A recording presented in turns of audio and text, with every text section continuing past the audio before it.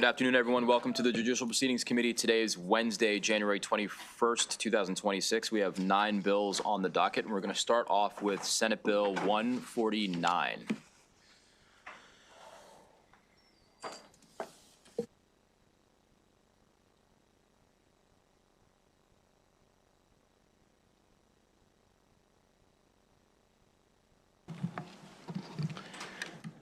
Well, good morning, everyone. Chair Smith, Vice Chair Waldstreicher, and members of the committee. For the record, I'm Will Pines, Maryland State Highway Administrator, and I'm joined by Dwayne Pierce from our Motor Carrier Division. I appreciate the opportunity to be here today in support of Senate Bill 149.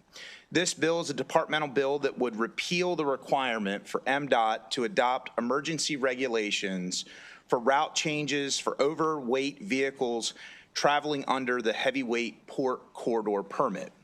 SHA administers this permit to overweight vehicles carrying manifested international freight in sealed seagoing containers. The permit enables the freight to travel along certain routes between the Port of Baltimore, Trade Point Atlantic, and other U.S. Customs facilities. SHA believes that eliminating the need for routing regulations will reduce administrative burdens, increase efficiencies, and enable SHA to respond quickly to reroute freight during emergencies. Currently, the emergency regulations process can take up to 6 months. After the collapse of the Francis Scott Key Bridge, it was necessary for SHA to alter trucking routes. Under the current statute, SHA was required to implement emergency regulations, which delayed the rerouting process. Furthermore, when Baltimore City replaced the bridge on Broning Highway over Colgate Creek, emergency regulations were also enacted to reroute freight to other approved highways. Eliminating the need for emergency regulations will provide SHA with additional flexibility to change routes through the Maryland One permitting routing system, which can be updated in a matter of seconds. SHA believes that this expedited routing effort will improve safety because haulers will not be forced to travel on roads or bridges without active work zones, as well as reduce delays of freight movement in and around the Port of Baltimore. This will allow for cargo to move efficiently, travel along our highway infrastructure, bolstering freight and economic activity coming from the Port of Baltimore. This bill does not override any trucking route restrictions put in place by local jurisdictions for local roads. SHA has also coordinated with the Maryland Port Administration, Trade Point Atlantic, Ports America, and the Maryland Motor Trucking Association on this legislation, and we appreciate the partnership through the process. With that, I want to thank you for the opportunity to speak to you today, and we seek a favorable report on Senate Bill 149. Excellent. Thank you very much. Questions from the committee?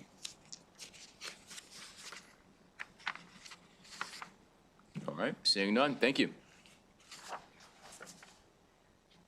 All right. Yeah. Mr. Pierce, did you want to? Anyone else? Mr. Campion?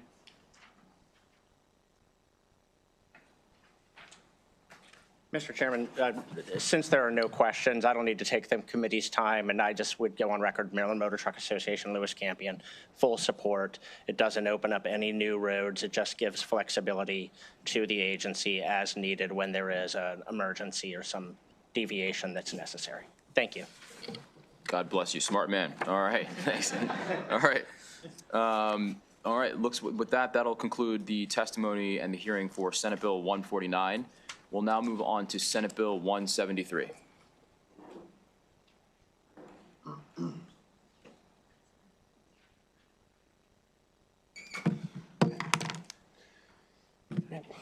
Good morning, Mr. Chairman, Mr. Vice Chairman, and members of the committee. My name is Matt Michler, and I'm the Director of Government Affairs at the Secretary's Office with the Maryland Department of Transportation. Here in strong support of Senate Bill 173, a bill that would authorize the Motor Vehicle Administrator to enter into reciprocal enforcement agreements to enforce past due speeding and red light camera citations against vehicles that are registered in other jurisdictions. As a Vision Zero state, Maryland is committed to eliminating all its vehicle-related deaths and serious injuries on our transportation system by 2030. But to do this, we have to make sure that all the current mechanisms in place are working effectively. We know that automated traffic enforcement citations promote safe driving by penalizing unsafe driving behaviors. However, the state currently lacks the authority to enforce automated traffic enforcement citations issued against out-of-state vehicles through registration flagging. The inability to enforce these citations against out-of-state vehicles limits ATE's effectiveness and is a critical blind spot in the state's enforcement repertoire. Now, while this may sound like new authority, it's really new in light of the technology. The state already has this authority for tickets issued by an officer through the Non-Resident Violators Compact. Reciprocity focused on speeding and red light running will deter unsafe driving through consequences regardless of where the vehicle is registered and create parity of enforcement between Maryland residents and out-of-state individuals. With that, I appreciate the opportunity to discuss this bill with you today and respectfully request that the committee grant SB 173 a favorable report.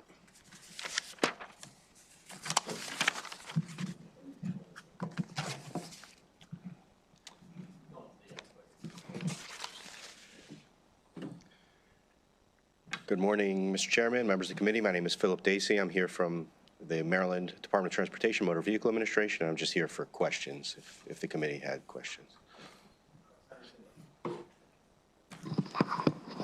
Thank you very much. These agreements, are there other states that are kind of waiting and willing for the state to execute them with? So currently, the District of Columbia is trying to take enforcement action against individuals in Maryland. I know that there's also been some talk about working with Virginia in this context, but this is just the authorizing legislation that creates the authority to act. No, I understand that. I'm trying to understand just context. We had legislation yesterday just talking about the difficulty of enforcing some of our laws with people getting Virginia tags and the like. So I'm just trying to understand contextually what conversations Maryland is having with our other states, border states, in terms of enforcement. So this gives us the authority, or will give you all the authority to discuss having reciprocal relationships with automated enforcement violations, right? Correct. And so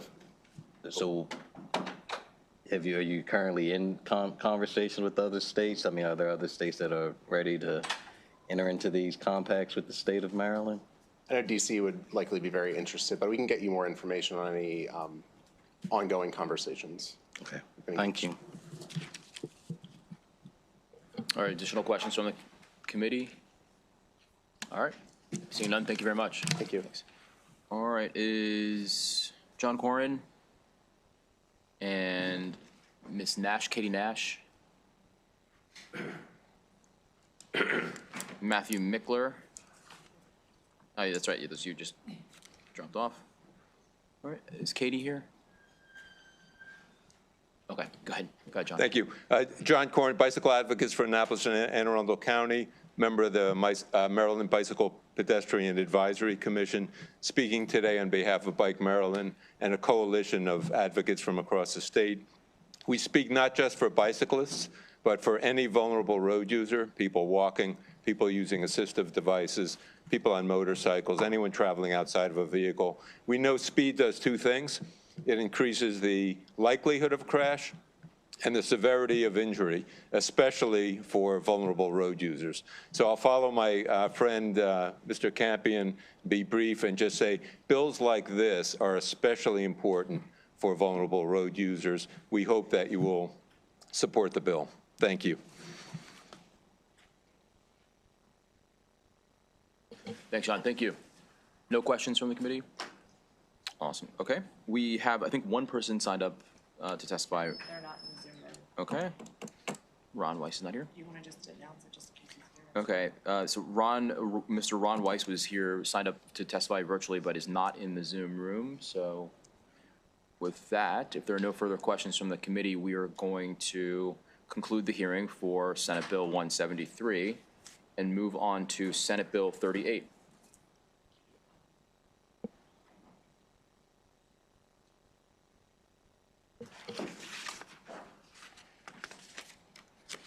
Good afternoon. Administrator Neiser, you're up. Welcome. Good afternoon, Mr. Chairman and members of the committee. For the record, Chrissy Neiser, Motor Vehicle Administrator. Very sorry I cannot be there in person with you today to testify on our departmental bills, but my colleague Phil Dacey is sitting at the table and will be happy to assist me in answering any questions. The first departmental we're here today on is Senate Bill 35, which modernizes our ignition interlock statute by allowing drivers who are over the age of 21 who violated an alcohol restriction on their license to enter the ignition interlock program without a court-ordered enrollment. Under current law, MBA has the authority to enroll drivers into the ignition interlock program based on age. Drivers under the age of 21 can enter either serve a suspension immediately or decide to enroll in the ignition interlock program. In contrast, under the current law, drivers who are 21 and over have to request a hearing with Office of Administrative Hearings, and the law judge then alters that suspension. In lieu of the suspension, they opt into ignition interlock. Really, we believe that current age-based distinction doesn't provide any safety benefit. It actually creates an administrative hurdle for the customer as well as the MBA and unnecessary hearings at the Office of Administrative Hearing. We believe it's simply an outdated section of statute that removes that administrative hurdle, saves everybody valuable time and resources, and obviously, as a state, we're very committed to the life-saving benefits of the ignition interlock program. For all these reasons, we request your favorable consideration, and I'd be happy to answer any questions that committee members may have. All right, thank you very much. Questions from the committee? All right. Seeing none, thank you very much. We'll move on to the rest of the panel. John, you want to come on up? And then, Mr. Becker's not here, neither is Mr. Hill. and it looks like our two virtual guests are not here as well, so. Again, for the record, John Corrin, Bicycle Advocates for Annapolis and Anne Arundel County, but again, speaking today on behalf of Bike Maryland and a coalition of statewide advocates. Impaired drivers are especially treacherous to people traveling on foot, on bike. You see that slight drift when they're not holding a lane. That slight drift can be lethal to a vulnerable road user. I will say for me, this is deeply personal because 5 years ago, I was riding with a group of other cyclists. An impaired driver drifted over the double yellow line, came straight at us, killed Arthur Carter, horribly injured the second rider, and thankfully came to and drifted back to his lane and left the rest of us alive. So please support this bill. Anything that will take impaired drivers off of the road is a benefit to all Marylanders. Thank you. Thank you very much. Questions from the committee? Senator Sidnor, go ahead. Is it possible to ask Ms. Oh, of course, yeah. No, the administrator. Sorry, Yes. sorry. And I apologize for my delay, but I was just looking and wanted to find out, had you had an opportunity to see the Office of Public Defender's testimony? Oh, I have not seen that testimony. Okay, I want to read a portion of it to you now, see if you could respond. It said, the principal problem with SB 38 is that individuals frequently have their licenses suspended pursuant to Section 21902C of the Transportation Article for driving under the influence of substances other than alcohol, the only substance detected by the ignition interlock system. In short, it does not make sense to require people to pay for and participate in the ignition interlock system program, which is quite expensive if the detection system is unlikely to alert for substances those same people have a history of using while driving. This bill should be limited to individuals who are participating in the ignition interlock system program because of the history of driving while impaired by alcohol. It's currently drafted. However, this bill is overly burdensome and ineffective. Would you mind commenting on that? Well, certainly, Senator, thank you for that question, and we're happy to follow up with the Office of Public Defender to clarify. So this bill is really intended to be an option in lieu of suspension. And just to clarify, it is for individuals who have already had an alcohol restriction on their license and then violated that alcohol restriction. So in order to violate, in order to have a restriction on their license for alcohol, it is very likely and would be unusual if they did not have some sort of alcohol violation in order to get that. And I also want to clarify that, the way the administrative portion works here, they're opting into the ignition interlock program in lieu of their suspension. So it is in lieu of being suspended, they're getting that license with the ignition interlock. The only difference here is that as opposed to they're going to the hearing, requesting a hearing, taking that action, they'll just request it directly with us. So it's really just changing procedurally how that happens. It's not really trying to put a new group of individuals into the program. This is a group of individuals who are already impacted. They either have that ability to take the suspension or to opt into the ignition interlock program. And that's why we think it is a safety benefit. I certainly understand what they're saying about individuals who have maybe drug impairment issues, but I believe that's really a separate issue. Again, we're happy to follow up with their office and make sure that they're clear and don't have any other concerns. I appreciate the response. Thank you. Excellent, thanks. Any other questions? Any further questions? All right. Thank you very much, Administrator Neiser. With that, that'll conclude the testimony and the hearing for Senate Bill 38. We'll now move on to Senate Bill 87. And you're up. Well, again, thank you, and members of the committee. Mr. Chairman, for the record, my name is Chrissy Neiser, Administrator for the Maryland Motor Vehicle Administration, here in support of Senate Bill 87. That bill removes the current requirement to include a color photo on Maryland's driver's license, ID card, or moped operator's permit. The Maryland MBA's card design incorporates many security features, including the fact that it's printed on a polycarbonate card body and makes it difficult to tamper. It also has laser engraving, which means the printing goes directly into the body of the card, so literally through the layers that are there, as well as changeable laser imaging, which shows two images in the same area, so you can see the photo going back and forth that way.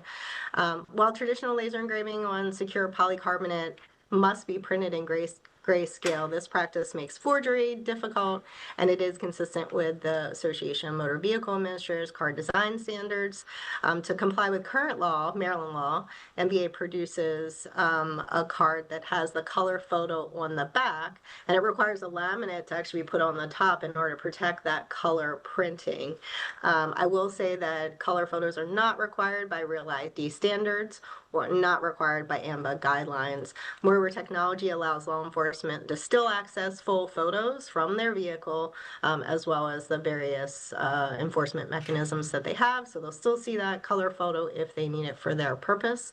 But by passing Senate Bill 87, it'll enable us in our next version of the card design to reduce production and procurement costs. And frankly, the inclusion of that color photo is really adding no value. And the black and white is sufficient from a law enforcement perspective, and frankly, a little more detailed and crisper than the color images as well. These savings result in about 75% in annual production costs currently that we have, and so we believe it's a good efficiency and cost-saving measure, and for those reasons, we respectfully request a favorable report on Senate Bill 87. Be happy to answer any questions.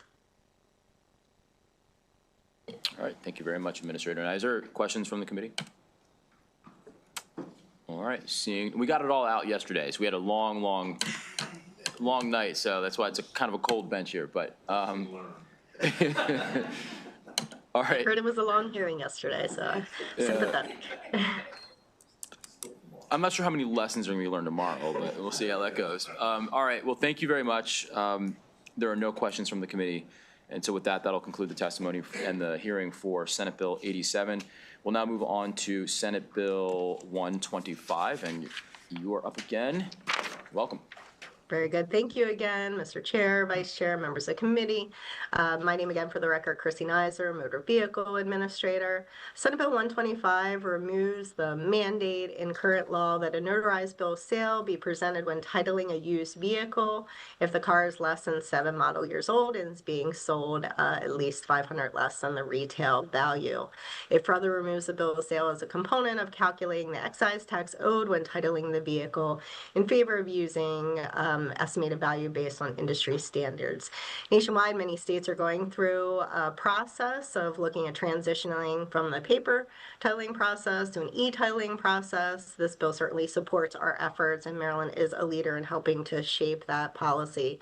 But also, really, this bill reflects the fact that we now have systems in place that calculate values of vehicles, and so there really is no additional benefit for customers to have to take this additional step and potential cost to get that bill of sale notarized when, as part of each transaction, we are already calculating that value based on national resources that are out there. So based on all these reasons, the benefits to customer, the process it enables moving forward in terms of e-titling, and the benefits that we believe will be there, we respectfully request your favorable consideration of the legislation, and with that, I'd be happy to answer any questions you might have. Excellent. Thank you very much. Senator McKay. Thank you, Administrator, for bringing this. I just wondered if you could drill down a little bit. How did we determine 7 years and $500? They both seem to be lower than what I would think would be a good number. And just wanted to know kind of what was the backstory for 7 years and $500? So that is the existing reference in statute, and I think you're probably right. It's been in statute for so long. Certainly our vehicles have increased in value since that statute was probably originally created, but that is where the current threshold was established in statute. We run the electronic verification of the vehicle value regardless of what value the vehicle is. That is a standard process that happens for private sales at our branch office, at dealerships. We run those electronic systems with every vehicle titling transaction. So I think this is just that reference to your point is just probably an outdated kind of level that was determined at some point was appropriate in the statute.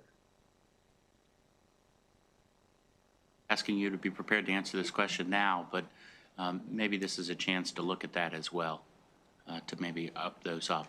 Interested with having a conversation later with you about that, if that's something so desired by the department. But I tend to believe we should take the opportunity to update wherever we can. So thank you. Excellent. Thank you very much, Senator. Further questions from the committee? Okay, Administrator Nizer, thank you very much. Thank you so much. That'll conclude the testimony and the hearing for Senate Bill 87. We'll now move on to Senate Bill 125, or 182, rather.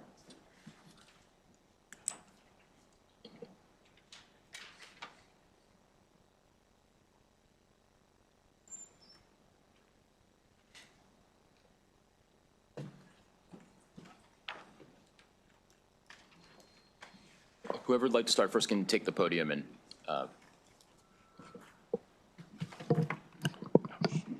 Good afternoon, Chair Smith and members of the committee.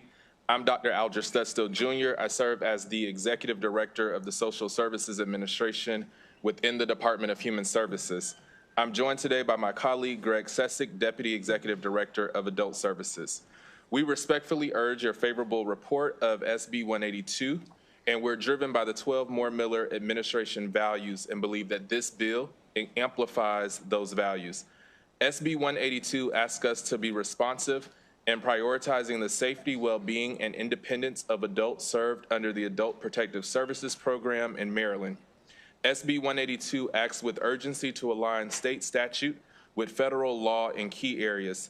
The federal rule for APS sets minimum standards for states to deliver excellent service consistently across the country. In fiscal year 2025, APS received 22,802 reports from the community regarding the safety and well-being of adults in Maryland. This represents a 217% increase from 2018, in which APS received 7,100 reports. APS workers are first responders who quickly identify whether our loved ones, as well as Marylanders with no family or social support, have the services they need to live safely in the settings of their choice. We respond to reports in family homes in the community, as well as long-term care settings such as assisted living and nursing facilities. In May 2024, under the Biden administration, states' APS programs were federally organized under the first federal rule for APS. Prior to the Federal Administration for Community Living publishing an adult protection rule, there were no nationwide adult protection framework or funding. In Maryland, our APS program already meets or exceeds a majority of the requirements of the 2024 federal rule, though a few areas require our attention. Our bill adds psychological harm and sexual abuse as APS investigatory responsibilities. It also creates a more concise definition of exploitation where harm is caused when a relationship of trust is breached by someone who has assumed responsibility for the care and protection of a vulnerable adult. We appreciate the opportunity to provide testimony, urge a favorable report, and welcome your questions at this time.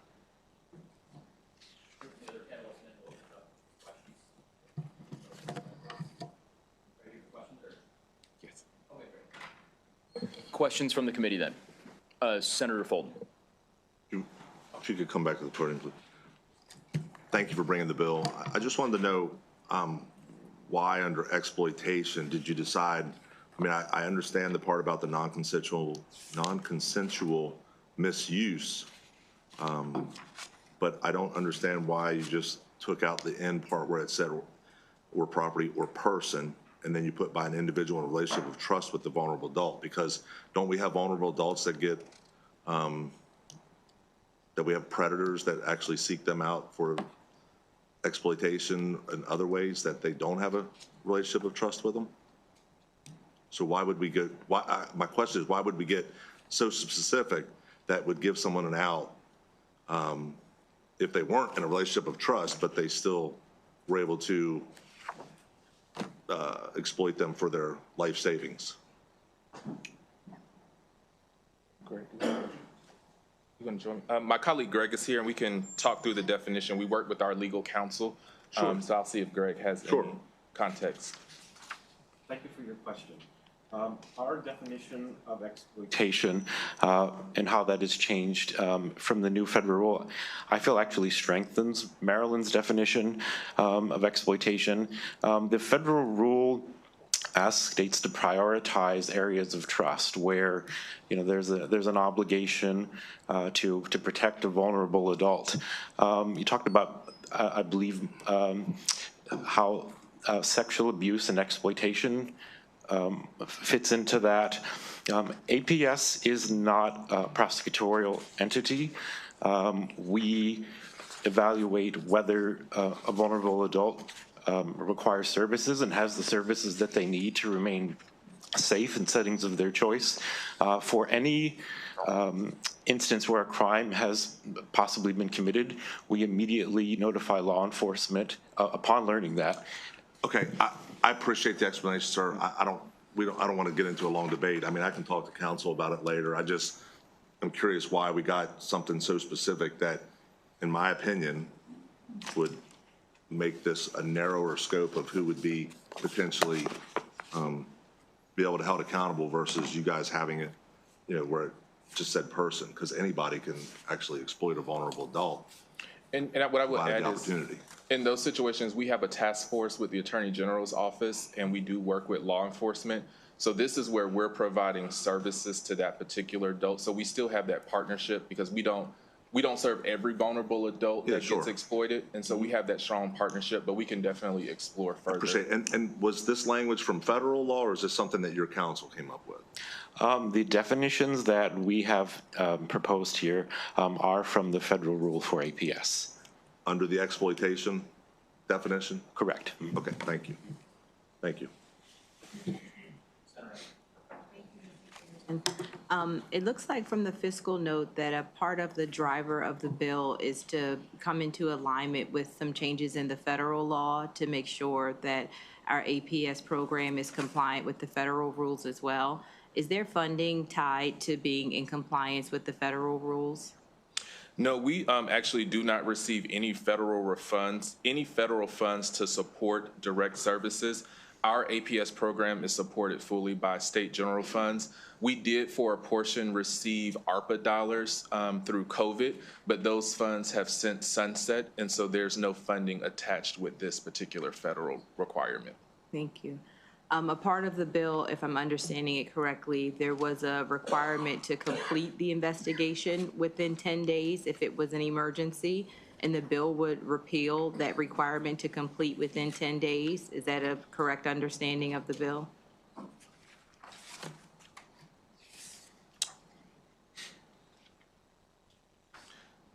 Yes, so we have 60 days is what we are looking to modify the bill to. Because with 10 days, it doesn't allow us to collect the information typically from banking institutions, law enforcement. And so 60 days is what we see as being able to really partner with our law enforcement partners and other entities. That 10-day window is just unrealistic based off of how we're expanding some of the definitions. Great. So I was trying to figure out what was driving the change from 10 to 60. And what I hear you saying is the additional layers of what you're asking for by way of documentation would need additional time from 10 to 60. Yes, ma'am. Thank you. Thank you, Mr. Chair. Additional questions from the committee? All right, thank you both very much. Thank you.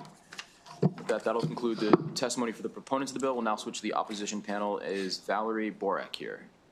Ms. Borek, welcome. Hi there. Thank you for your time today. So I'm Valerie Farrell from Cecil County. I voluntarily cared for my sister in my home for 5.5 years. She has a brain injury and psychosis. Our parents are deceased and there's no other siblings, and she wouldn't be able to make it on her own. Over the years, her behavior turned violent while I struggled to find her psychological help that's dangerously lacking in Maryland. She was on a wait list for residential psych for over a year, but her anger exploded at me in June and she came at me with a knife. And after 9 months in the detention center, she was finally taken into a residential psych program, but it's voluntary and she could leave at any time and she would be homeless. Under the proposed language, could I be investigated for neglect if she walked out and had no home? The proposed definition of a trusted relationship includes relatives and people who have assumed care. If I assumed it in the past, this language appears to hold me responsible indefinitely. I had no legal obligation to care for her, but it seems like this new language would create a legal relationship where none should exist. Typically, a person has to petition the court for guardianship to be legally responsible for the well-being of another adult, but this language seems to bypass that. My sister makes false reports because of her psychosis, and I was investigated by APS after she was arrested. And under the proposed changes, I wonder if I would be investigated again simply because in the past I had volunteered to care for her, or because I'm a relative with a trusted relationship, even though she's no longer in my home and no longer under my care. Our system is already set up for maximizing reporting with many mandated reporters and no penalty or check for false accusations. Reporters err on the side of caution and let APS sort it out. The proposed changes would create even more reports and burden county resources and expand the possibility of needless and stressful investigations. Also importantly, the amendments create an unfunded mandate on counties to handle more reports and presumably to train investigators on parsing out psychological harm. How can an investigator know how to discern one psychological symptom from another or the onset of something perceived as separate from a chronic mental illness? I appreciate your time this morning, and I urge the committee to reject these amendments. Oh. Yeah, thank you, Mr. Chair. So I'm looking at the definition of abuse in the bill, and the reports are triggered by a concern about abuse. So the definition of abuse is critical. And it says abuse means the sustaining of any physical injury, new language now, psychological harm or sexual abuse by a vulnerable adult as a result of cruel or inhumane treatment or as a result of a malicious act by an individual in a relationship of trust. It's hard for me to figure out how someone could conclude that if you did not take your sister? My sister. Your sister into your house again after what happened with the knife incident, that they could possibly believe that you are guilty of a malicious act or cruel or inhuman treatment. So I just wanted to try to reassure you, as a lawyer, I just don't see that that would happen unless someone perverts the law. Well, what I read in the statute that's already there is neglect as well. It's not just about the additional language of psychological or sexual abuse. It's also about neglect. So what about a situation where if she became homeless at this point and I had assumed care for her in the past, would it be neglect if I didn't take her into my home again because I'm a relative? I was in a trusted relationship with her. I had assumed care voluntarily. And I'd also want to point out that there is already authority for APS to investigate sexual abuse. That doesn't need to be added. It's redundant because it's already included. Okay, good point, thank you. Maybe we should revise this bill slightly to reassure you that a neglect charge could not be made against you in that kind of a situation. That would be fantastic. I have no doubt that this is coming from a good place and this is meant to protect adults. But I also just want to make sure that I'm protected and my family is protected. And also I am concerned about the unfunded mandate that was brought up. It does appear that this will be an additional burden on the state and on counties. Great, I appreciate your testimony. Thank you for coming. Thank you very much. No, thank you very much for your testimony. Thank you. That's good. Seeing no further questions, that will conclude the hearing for Senate Bill 182. We'll now move on to Senate Bill 74.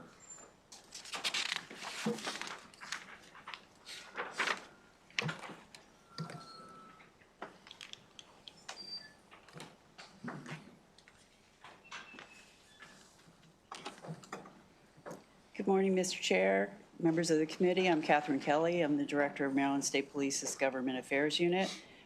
With me is Frank Leoy, Deputy Director of MSP's Human Resources Division. It's our pleasure to be here today to testify in support of our departmental bill, Senate Bill 74. The bill repeals a provision in the public safety article which requires the department to reduce the salary of a newly promoted sworn personnel if that promotion results in an employee earning more than another individual of the same rank with equal or greater total service. Senate Bill 74 does not impact civilian employees. It does not create a new program. It does not alter existing programs or an organizational structure. It does provide a very necessary change to treat our sworn personnel appropriately. Mr. Leoy is going to go into more detail about the change. Good morning, Mr. Chair, members of the committee. My name is Frank Leoy, and I appreciate the opportunity to speak in support of Senate Bill 74. Under current law, employees can lose pay steps that they have earned through years of service simply because they're promoted. This has an unintended effect of penalizing members for earning promotions based on merit and discourages experienced personnel from pursuing leadership opportunities. When this statute was originally enacted, all sworn personnel within the Maryland State Police and the Office of the State Fire Marshal were hired at the same pay step with identical starting rank and compensation. However, in recent years, recruitment challenges have required both agencies to modernize their hiring practices. To remain competitive and attract experienced law enforcement professionals, MSP and the Office of State Fire Marshal now allow lateral hires to enter service at higher pay steps that appropriately reflect their prior law enforcement experience. The Maryland State Police, for example, may credit experienced officers with up to 9 pay steps based on service upon academy graduation. Leaving the current provisions in place make the incentive meaningless once an officer is promoted, as they can lose the very pay steps as they were granted to recognize their experience. We became aware of these unintended consequences when Sleola brought them to our attention. After evaluating the real-world impacts, it became clear to promote fair compensation practices and sound personnel management, this language needs to be removed. Passing Senate Bill 74 will restore fairness, support leadership development, and strengthen recruitment and retention across agencies. For these reasons, the Department of State Police respectfully requests a favorable report on Senate Bill 74, and I thank you for your time, and we're happy to answer any questions you may have. How's Mike Jackson getting along? Is he behaving himself? He's been wonderful, sir. He really has. Tell him that yesterday we killed all of his bills, and that to show how much we really appreciate him. I sure will, sir. Thank you.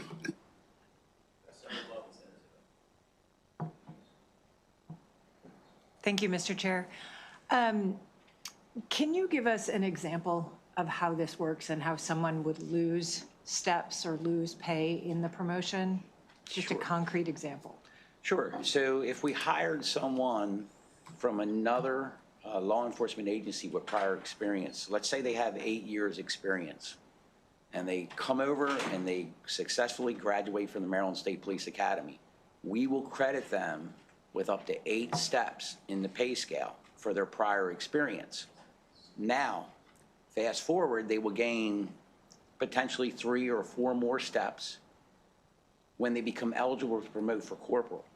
And at that time, they're up to 13, 14 steps. They get promoted. Someone else that had started off at base may have only 5 or 6 steps.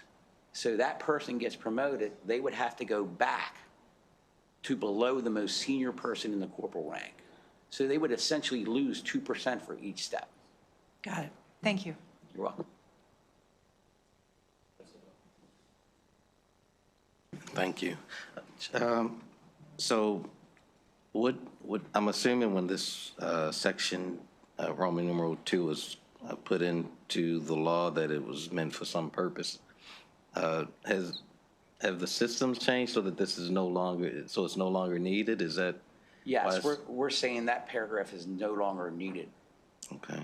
And falls by the wayside, the statute goes into effect July 1, 2026. Is it to be applied retroactively to folk who may have been harmed by the language, or what's the intent? I think it can be retroactive, but I don't.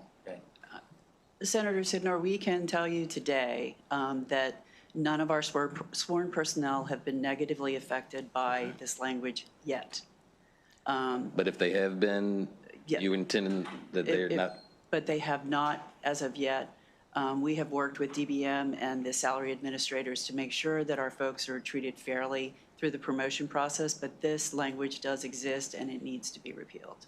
And the sole reason I'm asking, I just want to make certain for the record, if there's any questions that come up when people say that they were harmed by this, yes, sir. that there's now a record. All right, thank you. Thank you, Senator. Excellent. All right. Seeing no further questions from the committee, thank you both. Thank you all very much. Thank you. All right, with that, that will conclude the hearing for Senate Bill 74. And we'll now move on to Senate Bill 160. Welcome back. Oh, did you want to testify as well on 74? Well, I'll make it short. I'll My say. apologies. No, take your time. Yeah, I'm First Sergeant Lewis with the State Police. I'm the Vice President of Sleola. The President is here. He wasn't going to be available, so he didn't sign up. So I'll just say me too. I've been dealing with this for a while, and with the new hires, it is going to put MSP in a pickle. We do support them hiring new people at Step 9. We have a huge recruitment problem, so we do support it. We see why the law was there originally, to protect employees from having new hires making more.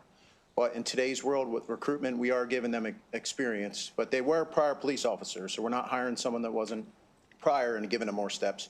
They were a Maryland certified police officer, so we support this as the union. Just want to say thank you for my time. Actually, I'm glad you said that because it's very helpful. So thank you. Any other questions? Awesome. Okay. So that really does conclude the hearing for Senate Bill 74, and we'll now move on to Senate Bill 160. And it's still morning. So good morning again, Chair Smith, members of the committee. Again, Catherine Kelly, Director of the Maryland State Police Government Affairs Unit. With me is Lieutenant Hill and First Sergeant Pickle of MSP's Licensing Division. It's our pleasure to be here to testify on our second departmental bill, Senate Bill 160.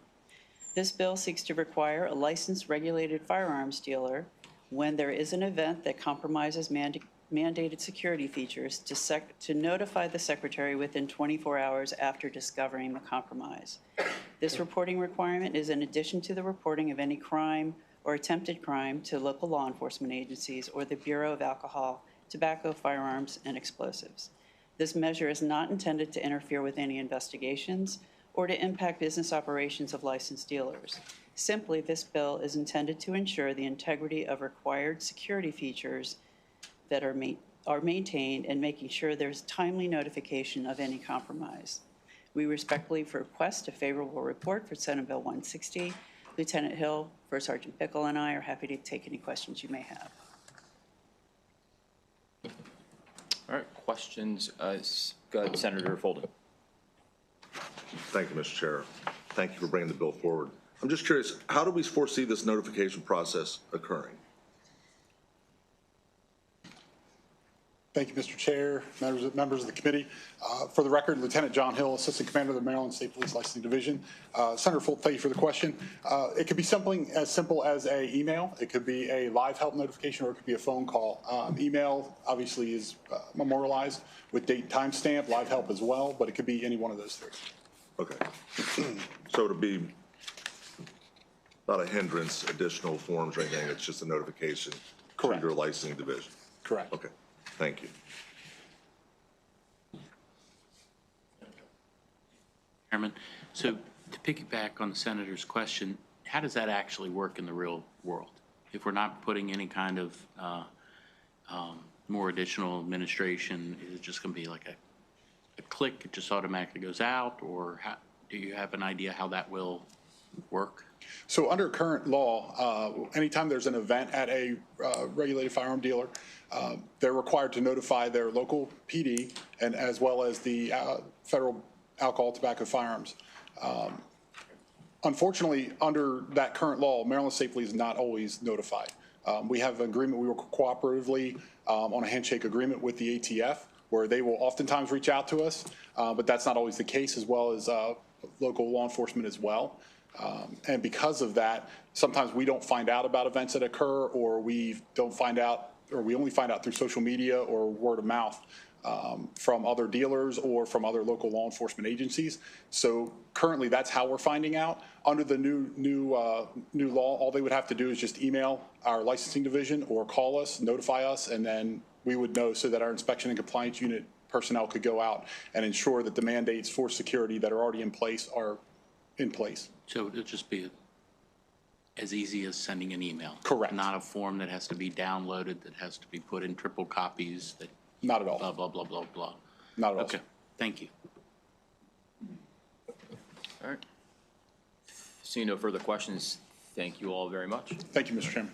So that'll conclude the testimony for the proponents of the bill. We'll now switch to the opposition panel with Matthew Pica and Mark Pennick.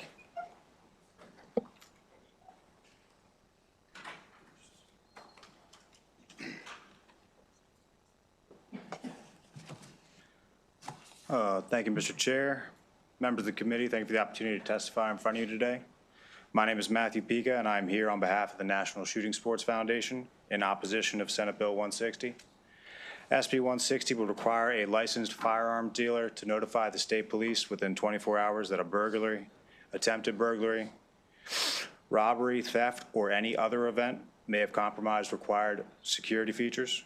But under existing law, when a break-in or theft occurs, dealers already report immediately to local law enforcement. In addition, when a firearm is lost or stolen, federal law requires dealers to report to the ATF and local police within 48 hours. Those reports routinely involve coordination among federal, state, and local authorities, although not every time. SB 160 would add a duplicative state-specific reporting requirement by placing an additional obligation on the dealer when reports are already being generated. This shifts the responsibility for interagency communication from law enforcement systems to regulated businesses and small business owners, many of which are small business owners. We are also concerned with the bill's broad language, particularly the phrase "any other event." The term is undefined and could create uncertainty and compliance risk. The goal being timely notification to the state police, we believe that the objective could potentially be achieved through existing law enforcement reporting systems rather than imposing another reporting mandate on the dealers. For these reasons, we respectfully request an unfavorable report on Senate Bill 160. Thank you, and I'm happy to answer any questions. Thank you, Mr. Chair. Thank you for your testimony. So currently, is there a process in place that, because I'm sitting here and I'm reading it and I'm listening to you and I heard their testimony, is there a process in place that law enforcement would notify MSP, the knowledge- licensing division, I guess? To my knowledge, no. The current process is that within 48 hours, ATF must be notified, then local law enforcement must be notified as well. Yeah. And then an ATF form has to be completed. So I guess that kind of leads me, I guess I'd have to ask them then. Can I ask the former board? So again, walk me through this. Local law enforcement's notified. Why wouldn't we have any theft? Because if there's something missing, don't they have to put it out with MSP's division anyways, that it's been for theft or licensure department? So the big concern is our inspection and compliance unit. They go out and they ensure that the security requirements for regulated firearms dealers in the state of Maryland are in place. It's simply compliance, education. They do have an enforcement piece they can do, but they really concentrate on the compliance and the education. So they want to make sure that those security components were in place prior to the event as well as after the event, so that the regulated firearms dealer can continue operating in compliance and they're not in violation of Maryland state law. So that's why it's incumbent on us to be notified so that we can have our auditors go out and ensure those security measures are in place. Because otherwise you're not doing any inspections like that. We don't know that if we don't know it happens, then well, I'm just talking about in general. Like you don't go back after they've opened up? Yes, we do. We do. You do periodic spot checks? Yes, we do. Yes. We, under our own, on our own accord, we try to do them yearly. We touch each dealer yearly with an audit. We're required by law to do it every other year. Your department does? How many troopers do you have working for you? We have 5 compliance officers that work in that. Are they the same ones that do the 77 or whatever it is, once it's filled out, but that you guys do the background check? No, different. No, that is a unit in and of itself. Okay. Yes, sir. All right. Thank you. Yes. Thank you. Thank you.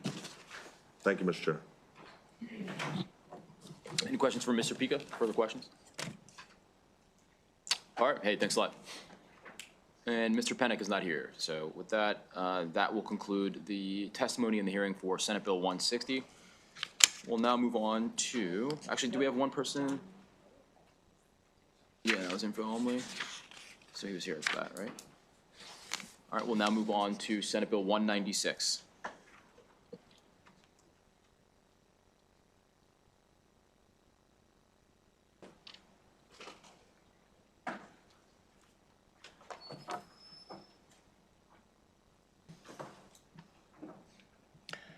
Good afternoon, Chair Smith, Vice Chair Walder-Stryker, and members of the committee. My name is Dr. Linda Beneski, and I'm a licensed clinical psychologist and the Director of Mental Health for the department. With me today is Deputy Director Dr. Bevan Merles, who's also a licensed clinical psychologist. We are here strongly to advocate for Senate Bill 196, which seeks to establish a medication review committee within DPSCS. This bill will improve the lives of many of our patients in our licensed mental health infirmaries who refuse to take medication and continue to deteriorate, both psychiatrically and medically. These unmedicated patients are unable to function due to their psychiatric symptoms interfering with their ability to care for themselves, manage their medical conditions, and follow directions of staff. They are unable to make their needs known or advocate for themselves. As of today, we have 34 patients in the mental health infirmary who would greatly benefit from medication review committee. Unfortunately, the number increased since we last spoke on this issue and will continue to do so. We testified last year about a 45-year-old patient diagnosed with schizophrenia, serving 33 years, and was housed in our mental health infirmary. He had uncontrolled hypertension, diabetes, stood for hours in his cell, and causing severe swelling in his legs. Despite encouragement by medical and psychiatric staff to sit and elevate his legs, he was too thought disordered to follow these directions and refused all medical and psychiatric care. In June 2025, this patient suffered a near fatal stroke that left him paralyzed on the left side. He is now bedridden in our medical infirmary and requires total care. Having the ability to have a medication review process would have prevented this tragic outcome for this patient and could for many patients in the future. As part of the process, the department has taken great care to ensure the due process rights of our patients are protected that allows the patients to appeal to the Office of Administrative Hearings, as well as having the right to counsel. We urge the committee to vote favorably on Senate Bill 196. Thank you for the opportunity to speak to you. We are happy to address any questions at this time. Excellent. Thank you very much. All right. Anyone else going to here to testify in favor? So we've got Dr. Evans. All right. Questions from the committee? Senator. All right. All right. Go ahead. Yeah. There's a lot of opposition to this, and I wouldn't even know where to start. I'm fine. There's a lot of opposition. That's it. Okay. Excellent. Well, look, if there are questions that arise during our further discussions, we will submit questions to you if they were not asked. So you'll get some inquiries in writing if they don't come up today. But thank you both very much. Thank you so much. All right. So we'll now switch to the opposition panel. Benjamin Carlton, and then is Sanjeev Varghese here? Ms. Parsley?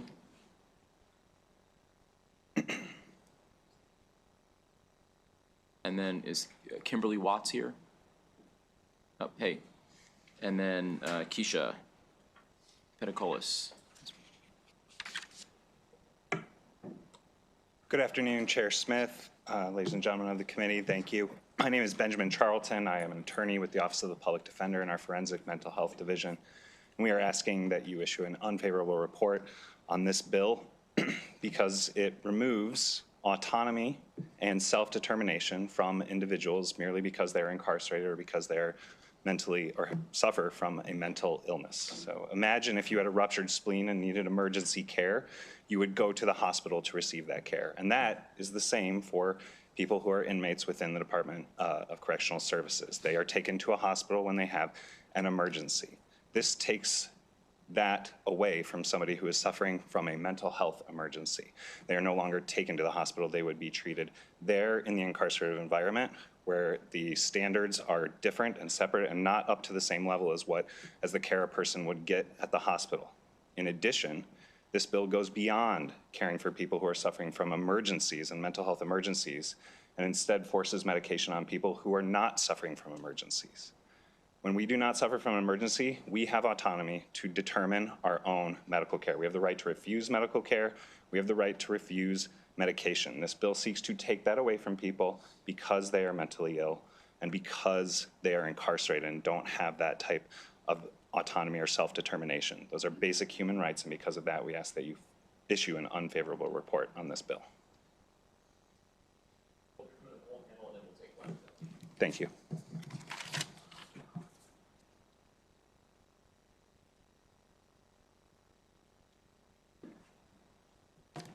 Good afternoon, Chair, Vice Chair. I'm Sanjeev Varghese, the Deputy Chief of the Mental Health Division with the Public Defender's Office. We are here asking an unfavorable report on this bill. Antipsychotics, mood stabilizers, and other psychotropic medications all have potentially serious side effects. That can include NMS, which is a potentially fatal side effect that can occur within hours or even days after medication is administered or first started, or when it's increased. It could also include things like gynecomastia, so men having breasts essentially, which is a side effect of these medications. Weight gain is a side effect. It does change the hormones with individuals. Men can actually start to lactate with that gynecomastia. The increase of these risks of side effects are increased when the providers are not appropriately trained, experienced, and qualified to provide those medications. That is what we would see with if it's not happening in a hospital setting. If, for example, at Patuxent, we don't know that there are psychiatrists there on site all the time to properly treat and evaluate the individuals. There's a complete difference between the hospital setting and a penal setting. The Joint Commission ensures standards for medication, environment, and other aspects of treatment. Because at a hospital, the goal is that treatment modality. In the correctional facility, it's that penal setting. I understand with the testimony, I'm be very brief, that they had an individual who was potentially catatonic, and they were standing for hours, and they suffered a stroke. There are already mechanisms in place to have that individual treated at the state psychiatric hospital. Those mechanisms should have been taken advantage of. The formularies at this prison are much different than the ones at the hospital. If I may be, thank you.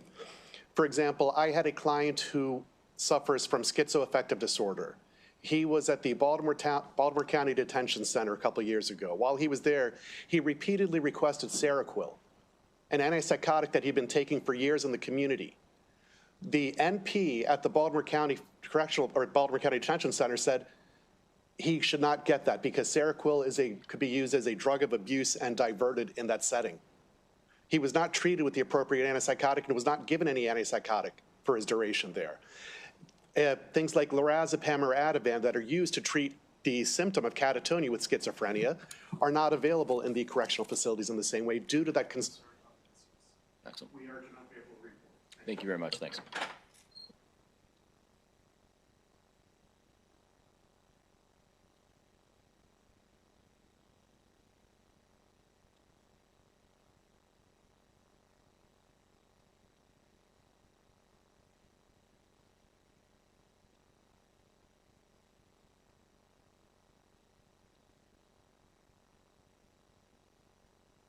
To be seriously inadequate, particularly those housed in segregation or unrestricted housing units. We've found that the mental health care is constitutionally deficient. And however, Senate Bill 196 allows seriously mentally ill individuals to be subject to various psychotropic meds against their will without proper protections. We do not read the bill to offer counsel to individuals, as the department suggested, and suggests that you may want to ask follow-up questions about that. Health General 10708 is our forced medication bill for individuals in hospitals and psychiatric units and psychiatric hospitals, and does provide counsel to individuals to allow them to make their case. We wanted to mention that DPSCS's current mental health structure involves a for-profit private mental health provider. They have not in the past provided services as required in their contracts. They operate without proper oversight by DPSCS.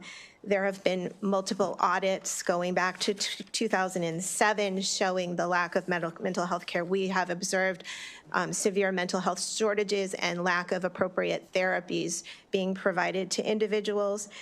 We would like to mention that the bill is kind of unclear as to whether the detention centers operated by DPSCS would be included. We think additional due process requirements are needed if individuals who have not been convicted of a crime were to be forcibly medicated, and those currently do not appear in the bill.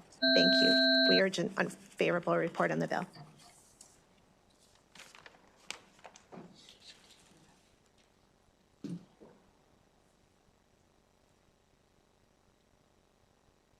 Good afternoon, Mr. Chair, members of the committee. My name is Keisha Petticolis, and I'm an attorney with the Mental Health Division of the Office of the Public Defender. The Public Defender respectfully requests that the committee issue an unfavorable report on this bill. This bill seeks to give the Department of Public Safety and Correctional Services the authority to forcibly administer psychotropic medications to incarcerated individuals in licensed mental health infirmaries, whether it's an emergency or not. This bill mirrors Health General 10708 in many ways. 10708 outlines the standards, processes, procedures for involuntary administration of medication to hospital patients. Both that statute and this bill require a medication review committee to make decisions about the forced medication. Both would allow the patient to request a lay advisor to assist them through the process, although in this bill, the lay advisor would work for DPSCS, which seems to be a conflict of interest. Both this bill and Health General 10708 allow for administrative appeals of the committee's decision, but unlike Health General 10708, this bill makes absolutely no provision for for supplying people with counsel at those administrative hearings. All people have the right to due process of the 14th Amendment of the United States Constitution and the Maryland Declaration of Rights. Granting that right to those in hospitals, but denying it to those who are incarcerated cannot stand. For those reasons and all others outlined in our written testimony, the Maryland Office of the Public Defender urges the committee to issue an unfavorable report on this bill. Thank you. Thank you, Chair Smith and members of the committee for hearing us today. My name is Kimber Watts. I'm the Chief Attorney for the Forensic Mental Health Division at the Office of the Public Defender. First and foremost, I want to say we do care about our clients very much. We want to see them, be treated with humanity and receive adequate and good medical care. The story of a man who had a stroke is heartbreaking, and we don't want to see that happen. But this bill is not the solution to that.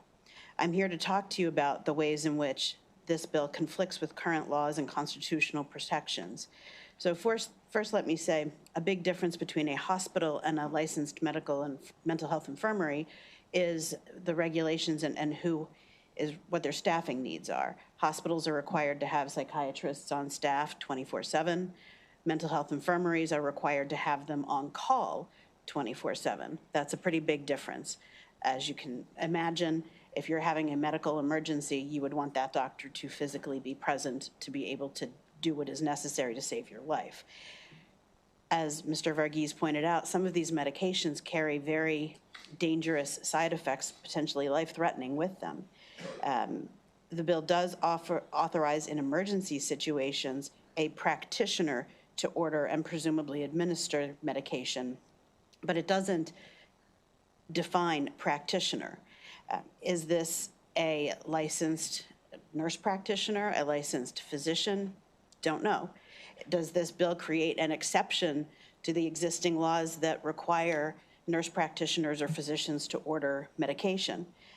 Additionally, this bill does not require the collaborative relationship between the practitioners and the patient that corollary laws in hospitals do. And lastly, the goals of this can all be effectuated under, existing laws that would enable them to either take someone to an emergency room or petition the Department of Health and Behavioral Health Administration to admit someone into a psychiatric hospital. So for all of those reasons, we urge an unfavorable report. All right, thank you all very much. Senator West. Thank you, Mr. Chair. So I took a look at this bill, and it covers emergency situations and non-emergency situations. I'm not too concerned about the emergency situations. I am concerned about the non-emergency situations. Could someone on this panel please indicate whether or not you believe that the U.S. constitutional requirements of due process are complied with by the provisions in this bill to protect someone in a non-emergency situation? Do you want me to speak here or there? Keisha, do you want to? No, we don't. First, it doesn't enable the person to have an attorney. And when it says a lay advisor. Correct. Which I read as excluding attorneys. Yes. And I would say when you look at the Health General article, and this is all also outlined in our written testimony, the Health General article, if someone were in a hospital, they would have the right to an attorney at the administrative hearings. No such right is enumerated in this bill. And so, no, we don't think it comports with due process requirements. Thanks. He did have a hearing. He's like a bill hearing in the other committee, so he's not just like, it wasn't just like a walk off. Like I'm gonna just drop this nugget here and then Yes, he just didn't see you like later. that answer. All right. Senator, it's McKay and then Zidner. Thank you, Mr. Chairman. So my question is, have you all had meaningful conversations with the department to understand their concerns? And do you all have a other option or something to address their concerns? Our office has had conversations, and we are happy to continue having conversations. I believe we're actually scheduled to have a tour of the mental health infirmary on Monday, is our hope. And so we do have some alternatives, which we laid out in our written testimony as well. But as I said, we're always open to continuing to have conversations, and we have been for a few months now. So, and I understand you are advocating or defending or that from the incarcerated person. Correct.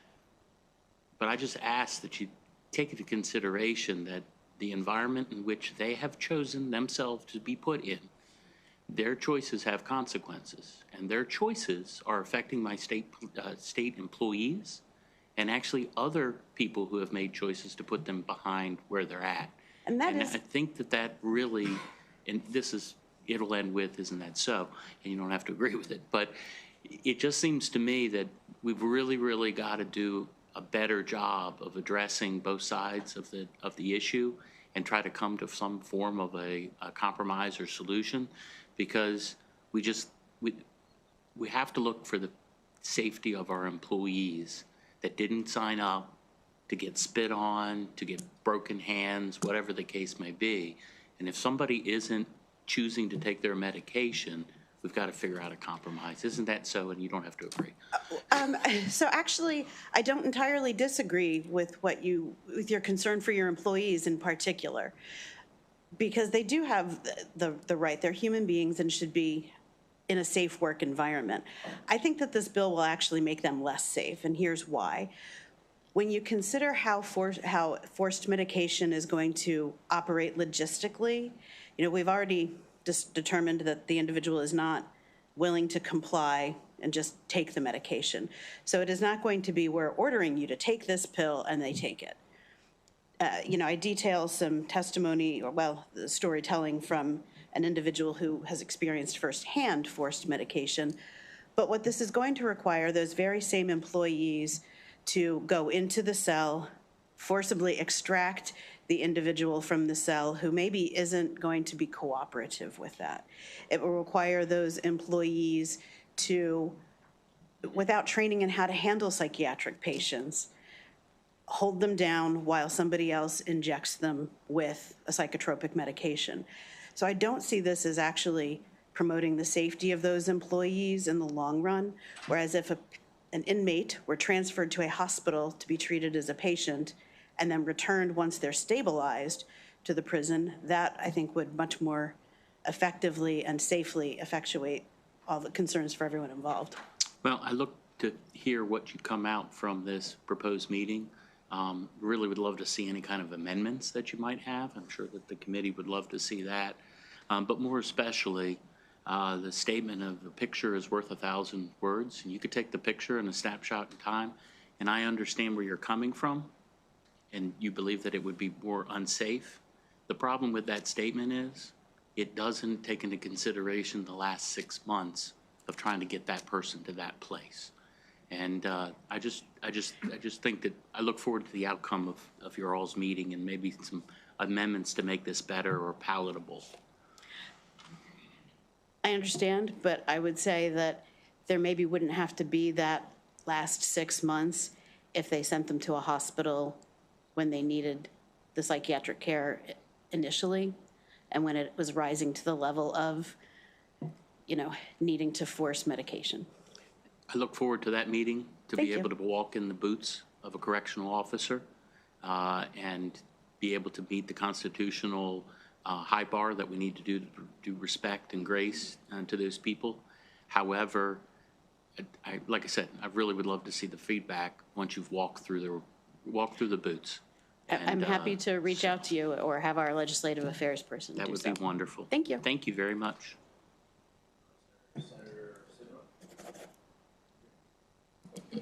All right. Seeing no further questions, that'll conclude the hearing for Senate Bill 196. And our hearings for today, hallelujah. All right.